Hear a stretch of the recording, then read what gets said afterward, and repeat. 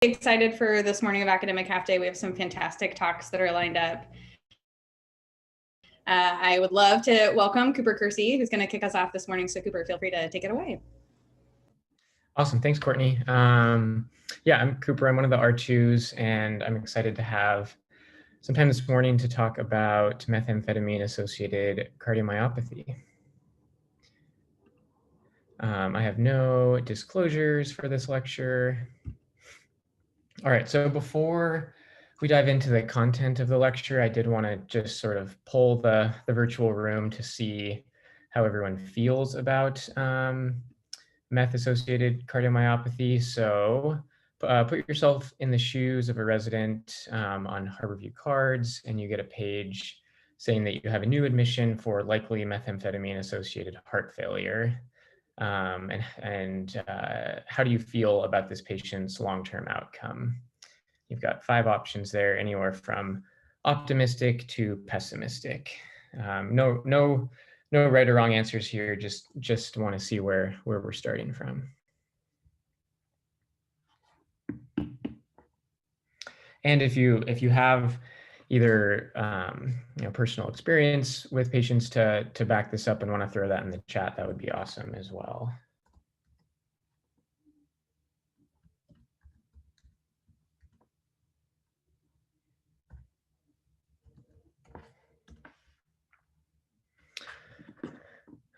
Cool. So it looks like we have sort of a spread of answers, but mainly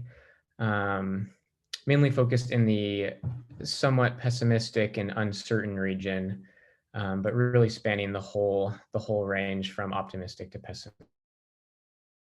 Cool. Thanks for answering the poll, and just keep that in mind as we go through the talk today. So my learning objectives for the talk is I hope by the end of the talk we'll all understand the multiple cardiac consequences of meth use. We will develop a toolkit for patient-centered care decisions for patients with methamphetamine-associated cardiomyopathy. We'll learn how to apply the concepts of guideline-directed medical therapy to patients with methamphetamine-associated cardiomyopathy. And my hope is that by the end of the talk, we'll all gain a sense of optimism about caring for patients with methamphetamine-associated cardiomyopathy. So, starting with the cardiac consequences of meth use. So there's a few questions interspersed throughout the talk, and we'll follow the same patient throughout his hospital stay and ultimately hospital discharge. And this is based on a real patient that I took care of in clinic. So you're on Harborview Cardiology, and you admit a 41-year-old man with new onset heart failure. His admission urine tox is positive for meth.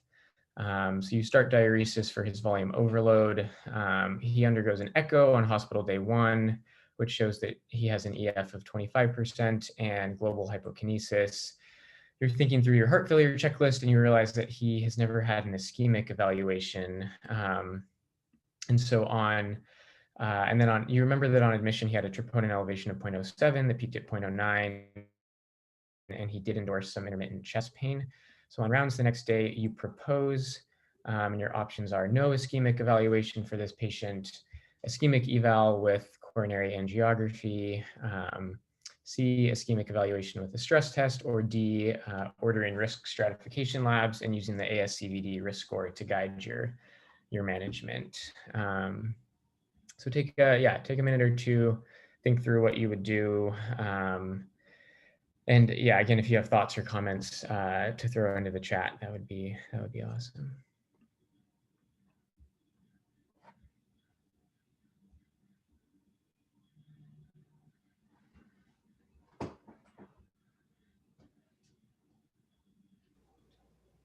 About half of votes in right now. I'll give another 15 seconds.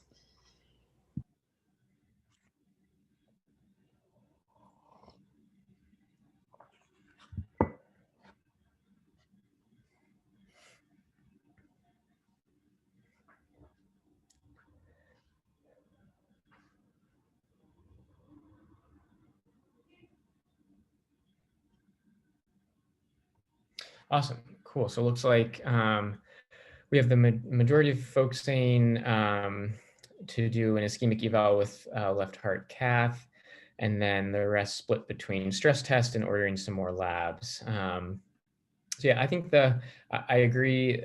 I think the most correct answer is to do an ischemic evaluation with coronary angiography. I think that the reason being, or the takeaway point here, is that a positive UTOX or UTOX positive for meth and new heart failure does not make the diagnosis of meth heart failure.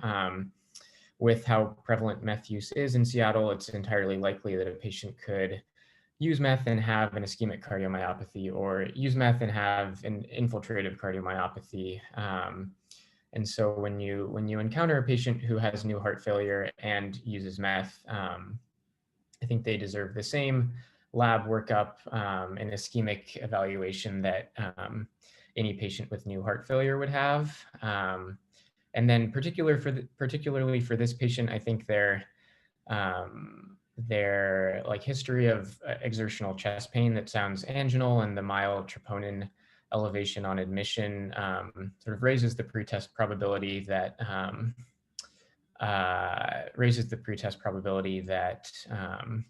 they might have some fixed coronary disease. And so you would apply your usual reasoning for ischemic evaluation, and this patient would be moderate to high risk and should get a left heart cath as opposed to a non-invasive ischemic evaluation. I just saw Oyenka in the chat said that the UTOX for meth can be unreliable, which is a great point.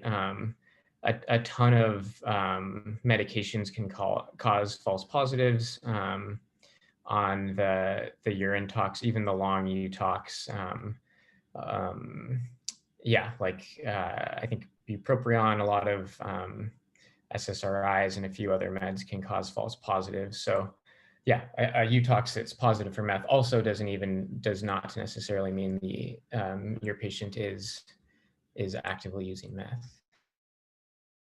And then I would advocate that that patients who use meth should get an ischemic evaluation, because the first cardiac complication of meth use that we're going to go over are the ischemic effects.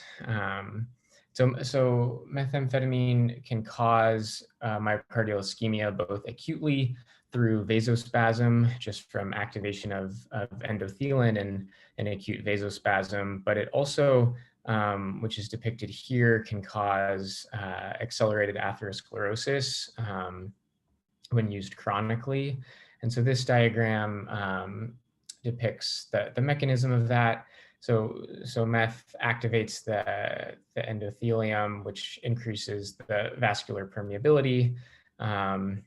And at the same time, meth has inflammatory effects and activates multiple different inflammatory cascades. And that all leads to the formation of a lipid-rich plaque here, which is atherosclerotic disease. And then I think what makes it kind of tricky is that this atherosclerosis forms even in the absence of traditional risk factors. So patients can be young, have really good-looking lipid profiles like low LDL, and not have the typical atherosclerotic risk factors, but still develop coronary artery disease, which makes it kind of tough to detect. And then the second cardiac consequence of meth use is, I think, what we see more often clinically, the dilated cardiomyopathy phenotype. And this is caused through two mechanisms.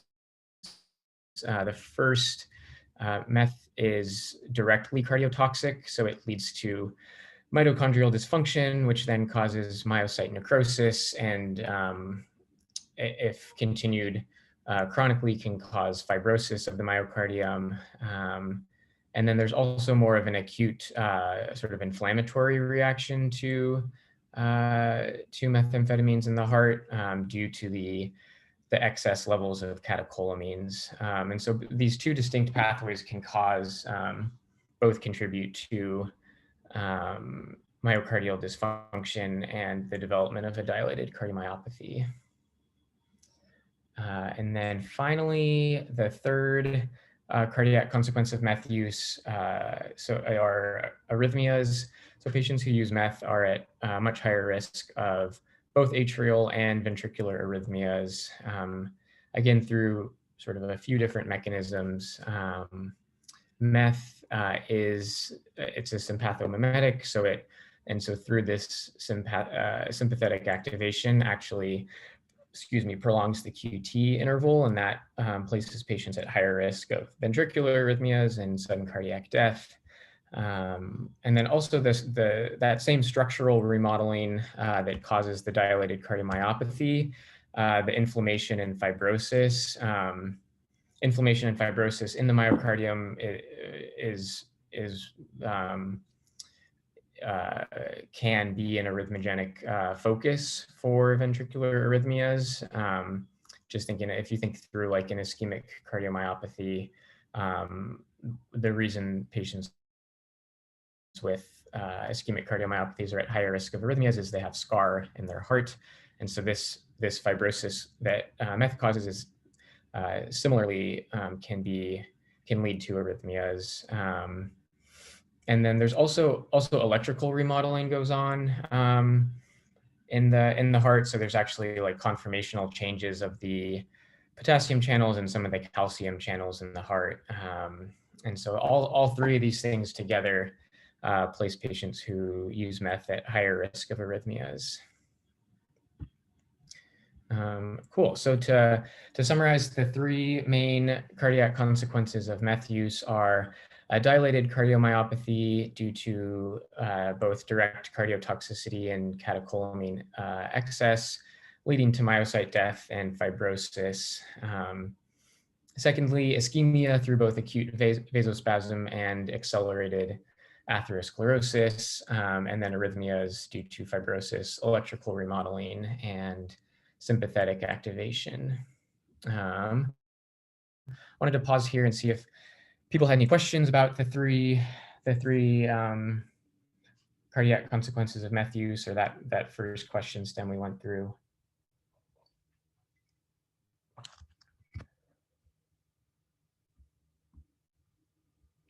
Is there an amount of meth or a time using meth that is particularly associated with clinical amount of damage, or is it kind of depends on the person? Yeah, good question, Paul. I think so. It isn't going back to the dilated cardiomyopathy.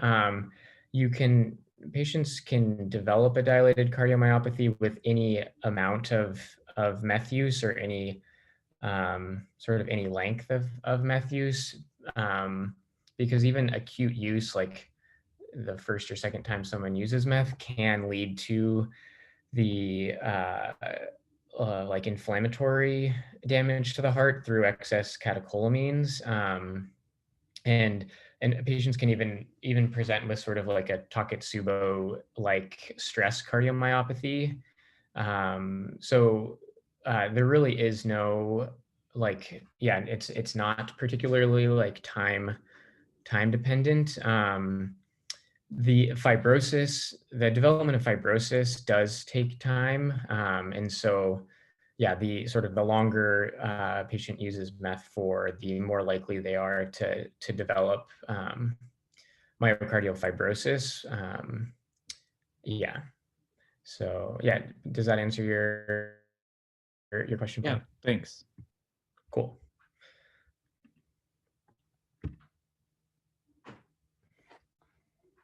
All right, moving on to our second learning objective. Developing a toolkit for patient-centered care decisions for patients with meth-associated cardiomyopathy. So back to our patient. It's hospital day 4 now. Your patient does undergo coronary angiography, due to their high pretest probability of coronary disease, they're found to have an 85% lesion of the middle AD that is FFR positive, and so it gets stented. You're jazzed that your understanding of the atherogenic effects of meth had a positive influence on your patient's care, but you're also worried about the increasing number of medications that he's going to have to be taking on discharge. He's now gone from taking 0 meds to 3, since he has to be on DAPT for his stent, and now high-dose atorva for his coronary disease. And you wondered yourself if he needs ongoing treatment for his heart failure. And you consider the following options: starting low-dose Entresto twice a day, starting valsartan with a plan to transition to Entresto, starting lisinopril, or D, asking the patient whether he thinks he would be able to take twice daily medications outside of the hospital, and then basing your decision off of that, or E, deferring further medication initiation to the outpatient setting. Yeah, so take a minute or two, think through the options, and yeah, we'll chat about the answers.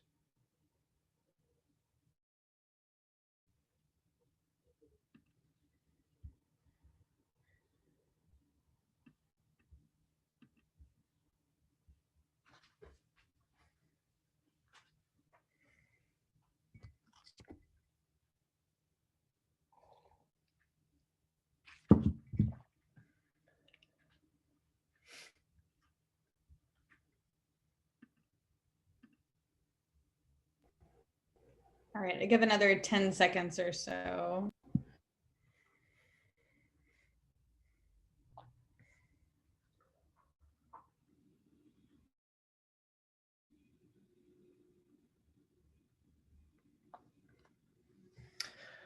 Nice. All right. It looks like the majority of people said like answer D, asking the patient whether he would be able to take twice daily medications and then basing the decision off of that. That's my favorite answer for this question. I think A through C are all the correct classes of medications that he could be started on, but I would advocate for taking a sort of a patient-centered approach to med titration for patients with meth-associated heart failure.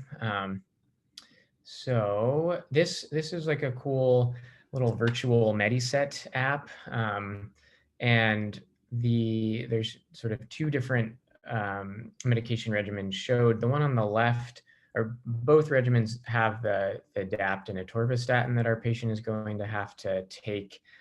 And then on the left side of the screen, you have what his dosing would look like if you went with a BID heart failure regimen. So you picked Entresto, carvedilol, and then Lasix. And you can see that, because Lasix would be dosed in the morning and early afternoon, that now he has to take meds 3 times during the day.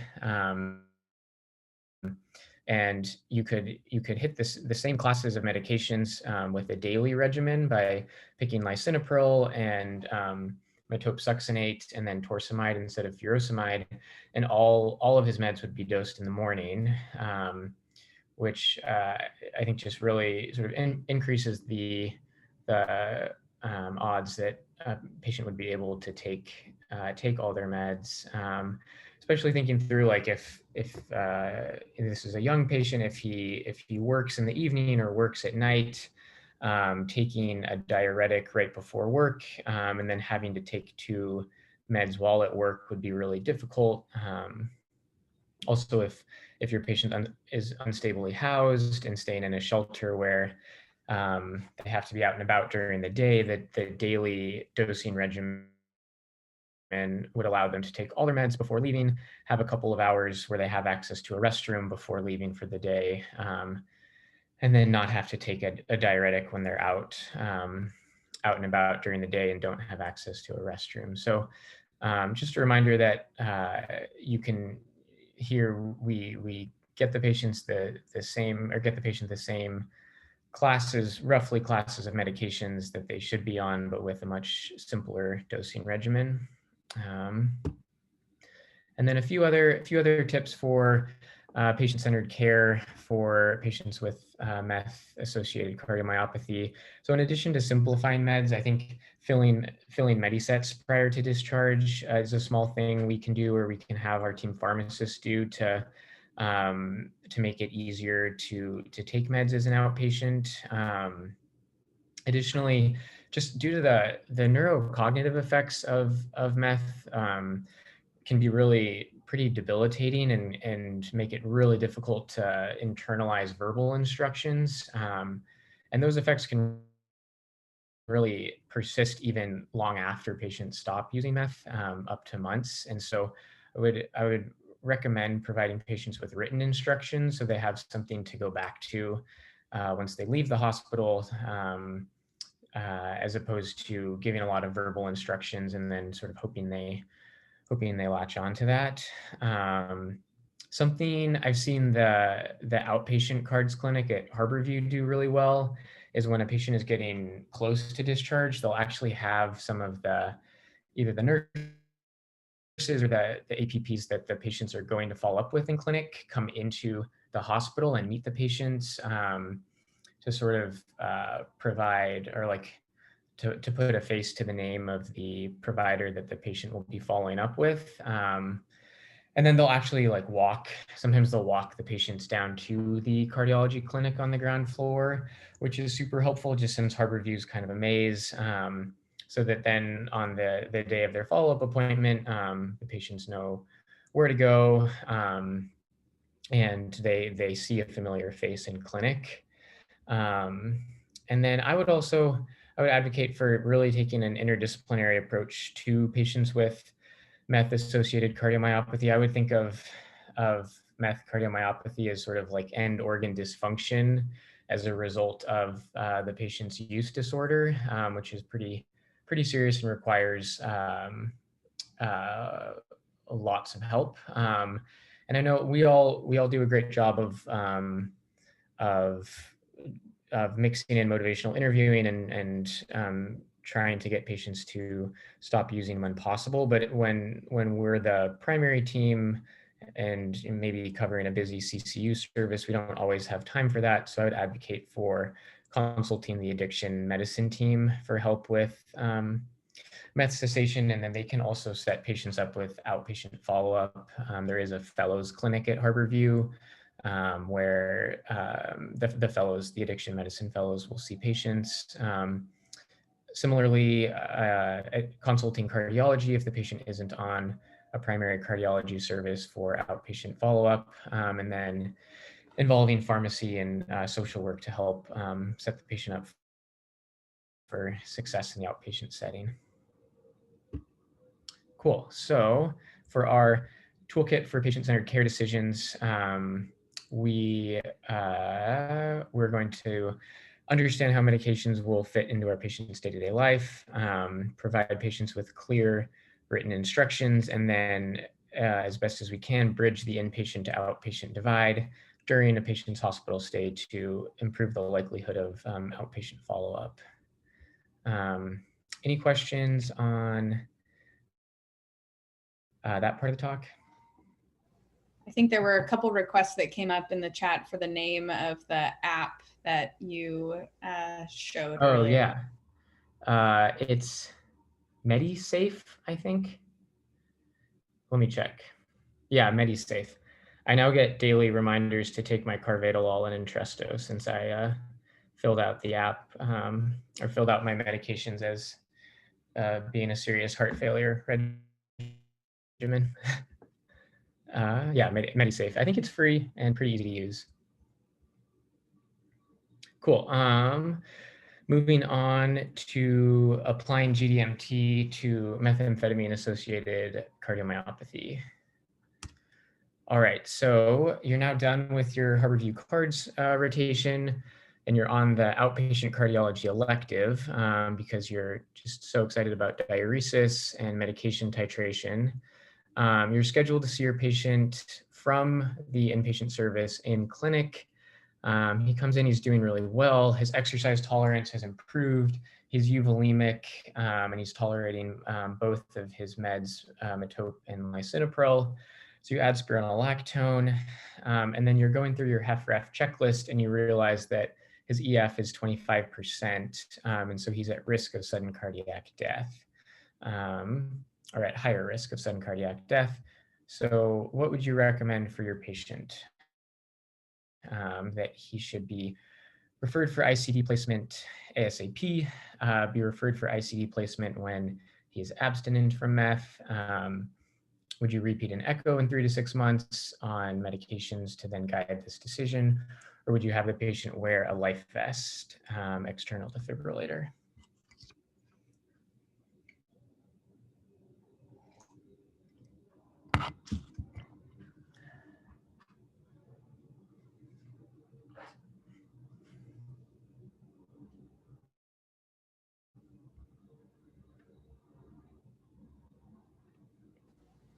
Give another 10 seconds.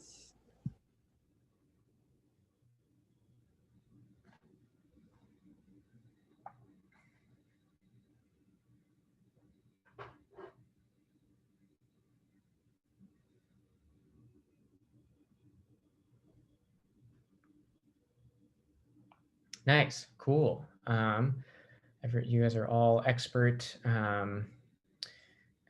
in GDMT. So yeah, the majority said to repeat an echo to assess his EF after 3 to 6 months of medications, which yeah, is the right answer. And so I think just as we should apply the same diagnostic approach to patients with heart failure who use meth, I think we should also, I would recommend applying the same principles of guideline-directed medical therapy to patients with meth-associated cardiomyopathy. And so in this patient, he's now on a beta blocker, an ACE inhibitor, and an MRA. And then your decision-making around ICD would be the same as it would be for a patient with a sort of ischemic cardiomyopathy or dilated cardiomyopathy from another cause. So you would repeat an echo to see if his EF has recovered, and then use that to guide ICD placement. Meth use in and of itself is not a contraindication to having an ICD placed. I did, for this question, I checked in with Stephanie Cooper, one of the Harborview cardiologists, because I don't have a ton of practical experience actually referring patients for ICDs, and she agreed that meth use is not a contraindication to ICD placement, and she has plenty of patients with meth cardiomyopathy who have ICDs. She did say that ultimately it's the decision is up to the electrophysiologist who's going to place the device. So sometimes electrophysiologists will have different levels of comfort with placing devices in patients who have use disorders. But generally what they like to see is a sort of a history of regular follow-up and engagement in care, just so they know that the patient will come back to the device clinic to have the ICD interrogated and make sure the battery life is okay. So I think regardless of what the provider who's going to do the procedure, regardless of how they feel about the patient's meth use, we can definitely advocate for our patients and in the referral sort of document our clinical reasoning behind why they would be good candidates for an ICD, and document like our therapeutic relationship with the patient and how engaged in care they are to advocate for them. I'd say the one caveat is a patient with ongoing IV meth use, I think would not be a great candidate for an ICD, because in that case, you're then putting a permanent intravascular device in a patient who's at high risk of bacteremia. So I think that in that case, you would probably be doing the patient more, or putting the patient at higher risk of harm than the good that an ICD for primary prevention would do. Cool. So I would say, yeah, for guideline-directed medical therapy, just take the same principles you do with all heart failure. This is a comparison basically between the rates that each of the main classes of GDMT are prescribed for patients with heart failure.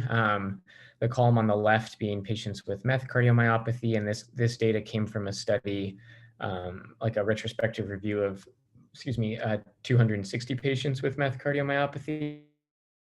And then on the right, this data comes from the CHAMP registry, which is a large registry of patients with HFrEF.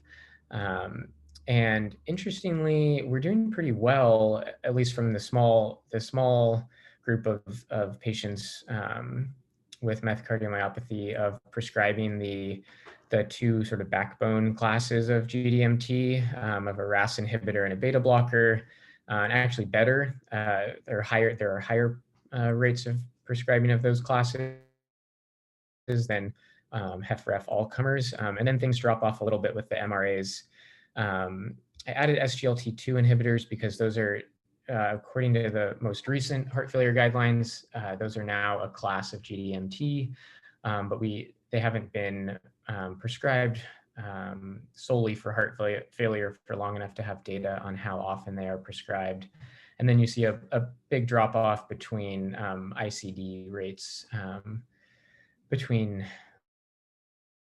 HFrEF all-comers and patients with meth cardiomyopathy probably for the reasons that we just discussed, sort of the intricacy of that decision-making.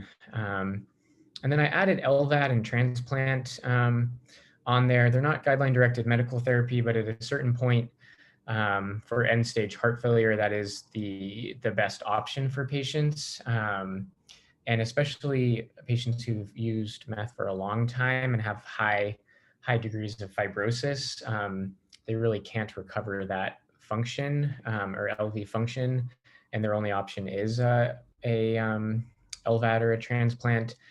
And I spent some time on the transplant service at UW, and they have a system for patients who use any substance, including alcohol or tobacco. They have to show that they've been abstinent for 6 months prior to being listed for transplant. And they sign like a substance use contract and get periodic urine tox screens to back that up.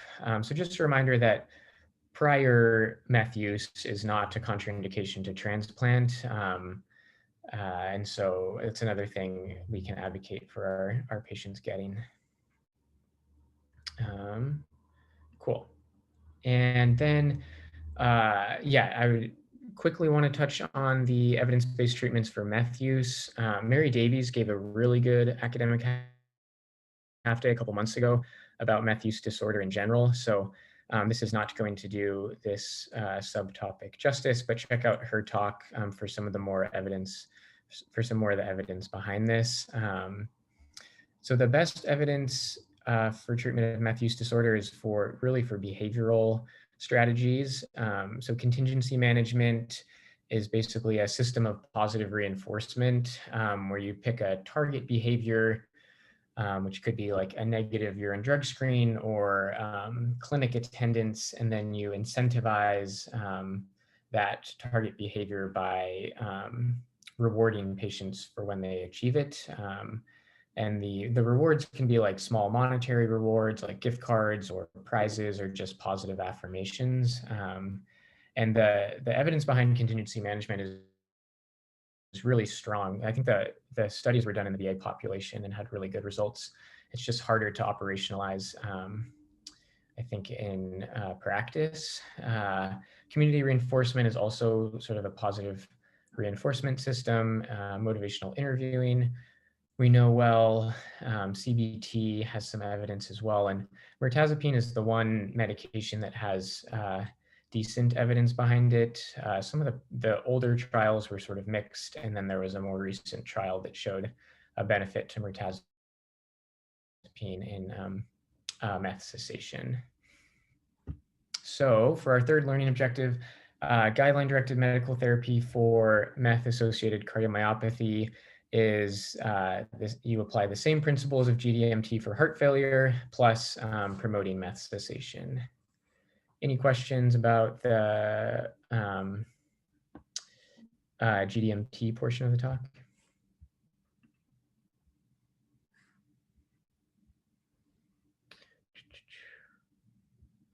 Oh, it looks like Anisha.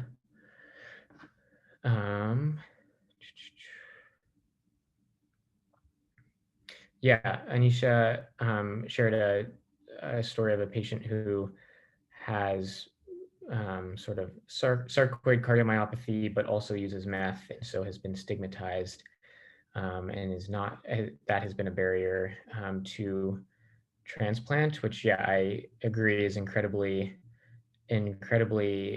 frustrating. And the ethics of transplant are sort of could be a talk in and of themselves, and I agree. That sounds really, really frustrating. Oh, good question from James. Threshold for starting statins for folks who haven't gotten the CAF. Should everyone with meth cardiomyopathy be on a statin, or only those with proven CAD? That's a good question, and one I didn't come across in my reading. I think if you used the ASCVD risk calculator to guide the decision about statin initiation, patients would, the risk calculator would probably underpredict patients' risks of cardiac events, because just because of the appetite suppressant effects of meth and the catabolic effects. The patients will have really low LDLs, and they tend to be younger. And so, yeah, I don't have a great answer to that about how you would sort of what tool you would use to guide statin initiation. But I can look into it and get back to you. Sweet. Moving on to the last portion of the talk. We are finally going to gain a sense of optimism about treating patients with meth-associated cardiomyopathy. So back to our patient. He's now like 2.5 weeks post hospital discharge, and he's doing really well. He's taking all his meds. He really appreciates the once daily dosing because he works a late shift at a restaurant. And he would otherwise be unable to take evening meds. He does mention that a big reason he started using meth was to stay awake and alert during his long shifts at work. And so he's continuing to use meth daily to get through work. He's concerned by how poorly his heart is functioning and wants to know what will happen if he stops using meth. I'll let you read through the answer options and take a minute to throw some answers in the poll.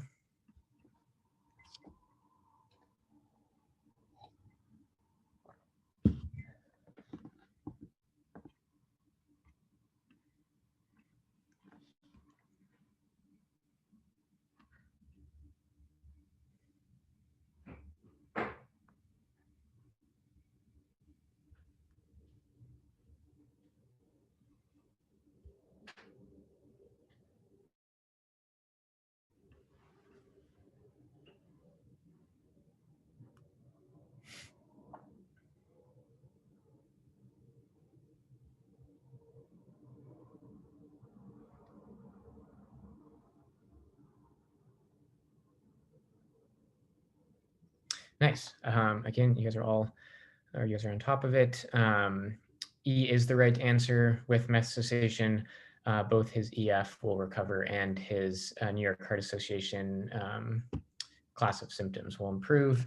And this, well, there's not a ton of evidence for a lot of the management decisions for meth cardiomyopathy. There is really good data behind the sort of long-term prognosis of patients with meth cardiomyopathy.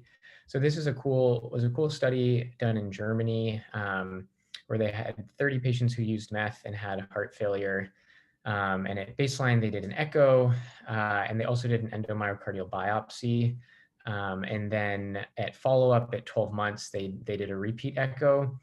And what they saw is that in the group that stopped using meth, there was a statistically significant improvement in EF from a baseline of less than 20% to all the way up to like the mid 40s, which is a pretty incredible improvement over a year. And with that, there was a decrease in the size of the LV at the end of diastole. So there's some like reverse remodeling going on with meth cessation. And then in the group who continued to use meth, there was really no change in EF or LV end diastolic diameter.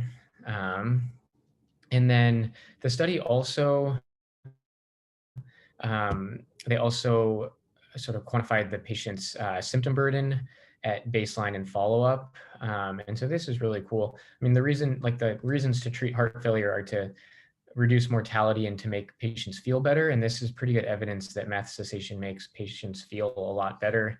So in the group that stopped using meth at baseline, like 85% of them had class 3 or 4 symptoms. So symptoms with minimal exertion or symptoms at rest. And then at follow-up, 70% of patients had NYHA class 1 symptoms. So no symptoms of heart failure, even with like very rigorous exertion. So the patients could run, they could work with really no limitations, which is great. And then I think what's even more interesting is in the group that continued to use, even though their EFs didn't improve, they did see an improvement in symptom burden. So they similarly started from a majority class 3 to class 4, and then at follow-up at a year,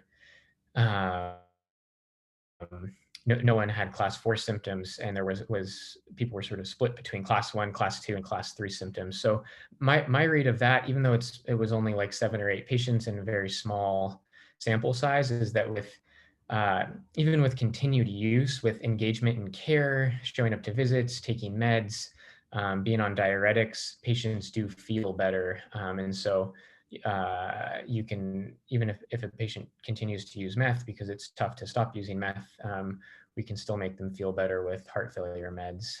I'm going to skip over this since I'm a little short on time. It's just another study showing that with meth cessation, EF improves. So for our last learning objective, we learned that cessation of meth use leads to recovery of LV function. And then even with continued meth use, there's some evidence that your patient's NYHA class will improve with engagement in care. And then I think got like 1 more minute.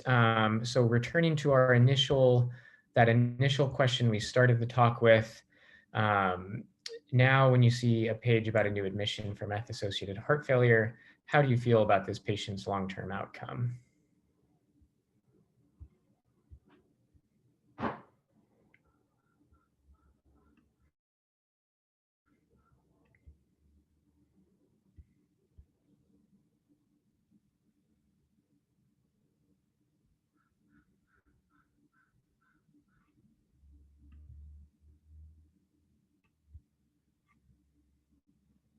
Nice. Okay. So about half of folks feel somewhat optimistic. So we've gone from somewhat pessimistic and uncertain to somewhat optimistic. And some people even feel optimistic, which is great. I think treating meth use disorder and heart failure in and of themselves are very complex diseases, and the overlap can be incredibly daunting. But my hope was to provide some optimism for patients' long-term prognoses. Sweet. I think I'm out of time. So I'll stay on the Zoom sort of during the break if people have more questions. And if questions come up later, definitely send me an email and I'll be happy to respond to it. So yeah, thanks for listening and participating.